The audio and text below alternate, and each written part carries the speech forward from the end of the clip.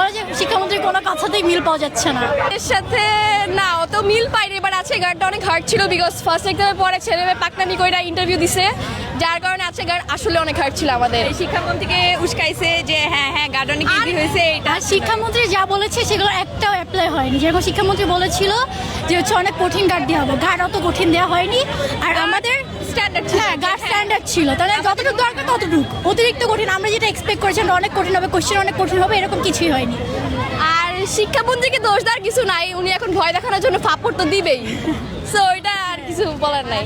আর যেরকম শিক্ষামন্ত্রী বলেছিল যে সব বোর্ডে একই কোশ্চেন হবে, এরকম কিছুই হয়নি। সকল বোর্ডে ভিন্ন ভিন্ন কোশ্চেন হয়েছে এবং কঠিন আর সহজ মিলিয়েই হয়েছে। এর জন্য বলে যে শিক্ষামন্ত্রীর কোনো কথাতেই মিল পাওয়া যাচ্ছে না। এর মধ্যেই তো শিক্ষামন্ত্রীকে নিয়ে একটু আতঙ্ক ছিলই, কেন উনি একটু মিলনের টাইমে পরীক্ষা বলছিল যে হেলিকপ্টার নিয়ে আসবে, সো আমরা ভাবতেছিলাম যে হেলিকপ্টার নিয়ে আসবে, কিন্তু অ্যাকচুয়ালি না এক্সপেক্ট করেছিলাম এত কিছু পসিবল নাই, বাংলাদেশে এত কিছু পসিবল না, যতই রুল বানাক এটা পসিবল না। এর জন্য কেউ ভাই যারা ভয় পাইছে ওরা বলো, তার কিছু বলার নাই।